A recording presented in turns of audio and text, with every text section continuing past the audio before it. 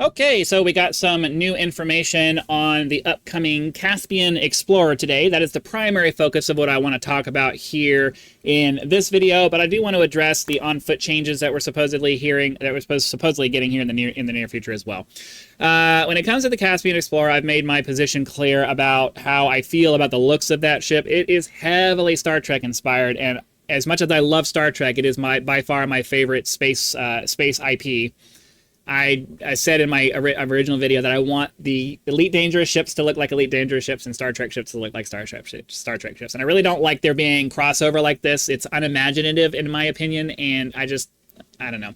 I would much rather they had given us a Beluga Mark II and made that the premier exploration ship. But my issues have deepened. My concerns have deepened as we learned more about what this ship is actually intended to be used for, because it seems less like the Caspian Explorer is meant to be the premier exploration ship, and more like it's intended to replace the Anaconda as the SCL optimized big ship that does everything. And to be perfectly honest with you, I hate the Anaconda. I detest it. It is my least favorite ship in the game. Why? Because it's too good at everything.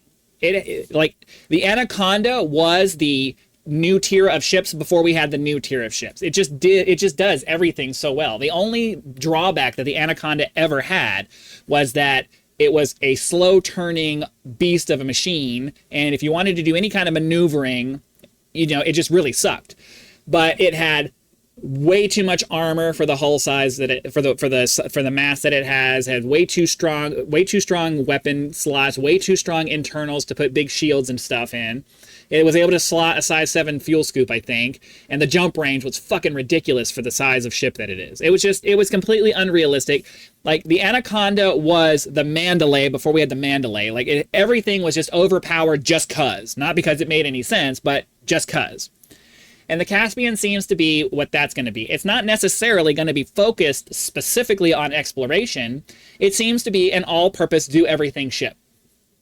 And I'm sorry, I can't, as much as it sucks to have multiple ships to do different things, I do agree with the philosophy that a ship should have a job, right? Like, you design a ship and the ship should have a job, and that's what it does. It does that really well. It can do other things, but it should have one thing that it does really, really well, and everything else it's very mediocre at. But it has all of this internal internal space to be able to do cargo if you want to do cargo. Obviously, it's not going to be a fucking Panther Clipper, but it's got some pretty decent internals to do some decent cargo stuff. It's got a lot of weapon slots. It seems to be intended to be a deep space platform to do all kinds of stuff. And it's like, that sounds like a great idea. Like, you hear that and you're like, oh yeah, have this ship that does everything pretty decently. And it's, in theory, that sounds great, but it makes other ships just not worth your time. And I don't like the direction that they're going with this. I really don't. I really don't like the direction that they're going with this. Now, aside from that, you put all of that aside, even if that wasn't a problem, it seems like the only real thing that this ship does that's new is going to be the neutron jumping. Okay? Like, if you're building this as an exploration ship, jump range is important, yes, but if that's the only thing you're bringing to the table, and if the only other thing you're bringing to the table is potentially being able to make a steeper approach to the planet, which apparently is one of the things that they're talking about it being able to do because of reasons, you're able to make a steeper approach to the planet, that doesn't really do anything that saves you crazy amounts of time. The jump range is great, but you're jumping past things that you would explore, so, at a certain point, the jump range isn't really that big of a thing anymore. It feels like they're building this as an explorer, but what you're going to end up using it for is making colonia runs. Cargo colonia runs back and forth. Maybe. I don't know. It still seems pretty far away to do that. But you get my point? Like, it seems like they want this ship to be so multi-purpose that it's not just for the explorers. Like, the explorers aren't really getting an exploration ship, because it doesn't seem to be geared for doing exploration. It seems to be geared for covering distance. And that's all they're really trying to do with it. I could be wrong, but the information we got from today's information it's not promising. And I'm glad I started my 7 Days of Fun series that I'm doing now, where I'm doing a different activity every week, and haven't really put my put all my eggs in the Caspian basket, because if all we get is a slightly steeper approach to planets, like if all we get is making landings easier and neutron jumps can take you way farther, I'm sorry, you're not getting any of my fucking money for that. You're just not. You're not getting my money for that. If you're going to give me a ship called the Caspian Explorer, then it needs to have all kinds of new bells and whistles that makes exploration way better than any of the other ships that we have. It just does. I don't want to hear Explorer if the ship isn't geared specifically for exploration. And this ship just does not sound like it's going to be. I agree with the Burr Pitts assessment that it sounds like this is the Anaconda replacement, not an exploration platform.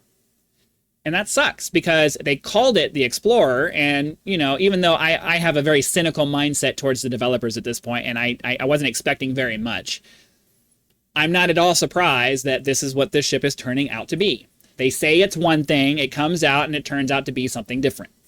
And that's just the modus operandi of this game, and it's frustrating. It's frustrating. I know I get on here, and every video that I make that's like this is just spewing out negativity towards this stuff. But I'm sorry, in my opinion, it's warranted negativity. It's warranted negativity. You want to impress me with an exploration ship, then it needs to make exploration way more streamlined than anything we have right now. It needs to have brand new systems, not just a new warp drive that lets me jump farther. Why? Why does that not impress me? Because for you to do that, all you have to do is create a new file that says Frameshift Drive Mark II, and you tweak a fucking number, and that's all you did. There's no new gameplay in that. There's no new feature in that. You're just tweaking some numbers and expecting us to pay you money for that. That's not new. That's just taking the existing thing and tweaking it a little bit. And we get a new ship model and maybe a new cockpit, and that's it. I'm supposed to give you $15+ for that? No. I'm sorry. I'm sorry. It's just no. No.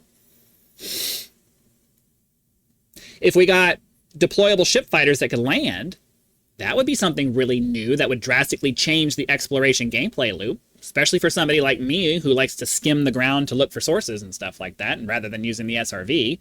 I'm sorry. I know you guys want me to use this SRV thing that you got, but I find it to be clunky and annoying, and I don't want to use it. I want to fly my ship around, find it, land, scan, fly, scan, land, scan, loop, and repeat. That's how I want to do my scanning for exobiology. It's way faster. It's way more efficient. That's what we're looking for. Fast and efficient. Get shit done. Not arbitrary things that are arbitrarily making you take arbitrary amounts of time to arbitrarily get numbers. If what you're doing makes sense, I can live with the friction you're trying to put in, but it doesn't. You're introducing friction just for the sake of friction, not because it makes sense from a logical standpoint, and that just irritates me. So the Caspian Explorer is just not something I have any interest at all in. It's going to be slower than the Mandalay. It's not going to offer any new features that the Mandalay doesn't have already, except it jumps much farther on neutron stars. But unless you're trying to hurry up and get to the galactic center or hurry up and get to Beagle Point, that's not really much of a feature. Because all you're doing is just skipping over all the stuff you're supposed to be exploring. I don't want to go back to having like 20 light year jump ranges. Don't get me wrong.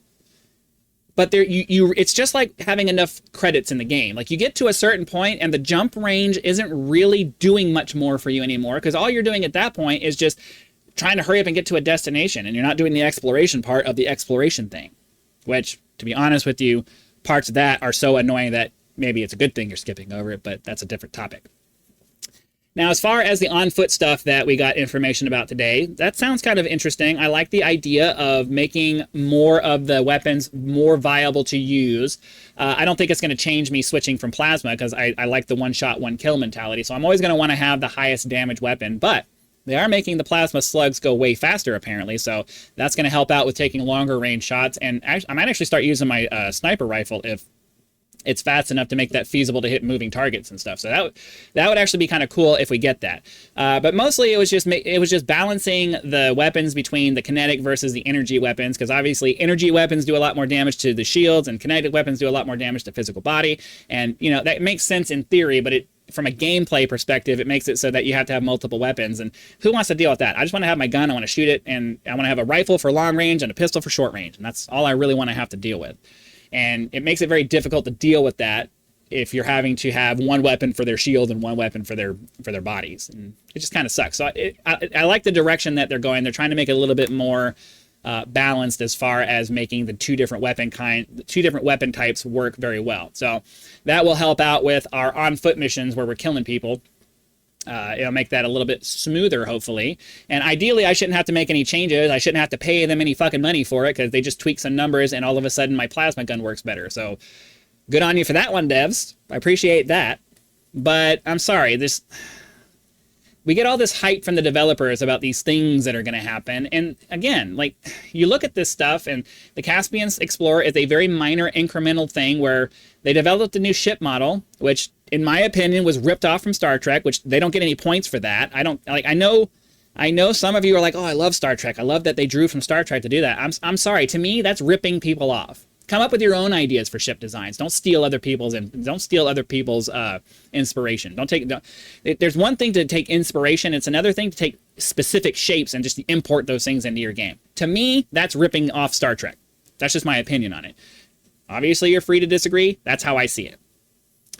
But even with the new ship model, and even if it's a new ship cockpit, and even if it has a steeper descent, and even if you're getting into the neutron jumps, I'm sorry, there's just not enough value added to my gameplay to justify paying more than maybe a couple of bucks for that. I'm sorry, it's just not. You can get a whole video game for $15, and you're not adding a whole video game's worth of cool stuff into the game for me to spend that money on the ship. You're just not. And yeah, you know, they're supposed to continue developing. This is supposed to be, you know, funding development for future stuff. But as I've been saying in every video for the last several videos that I've done like this, they're showing a trend of taking our money and not giving equivalent money, not giving equivalent value in return because they don't care. They just don't care. They don't want to put enough resources to actually put enough people on the project to actually do something meaningful with the game. And it's just, yet again, we're getting a new ship model that's going to be overpowered for everything because it was easy to just turn the numbers up. Not because it's a unique ship and they put serious thought and effort into trying to balance the ship in a way that made it unique from everything else that's going on in these new tiers of ship. It's just a large version of all the other shit we're getting. And it is what it is. So it's another ship that's just going to sit there until it goes for credits only, and then maybe I'll grab it at that point. If then. I can't see any reason to ever use that ship because it's basically, if all it gets is those two things, it's basically the Anaconda, and I hate the Anaconda because it's just overpowered for everything for no fucking reason.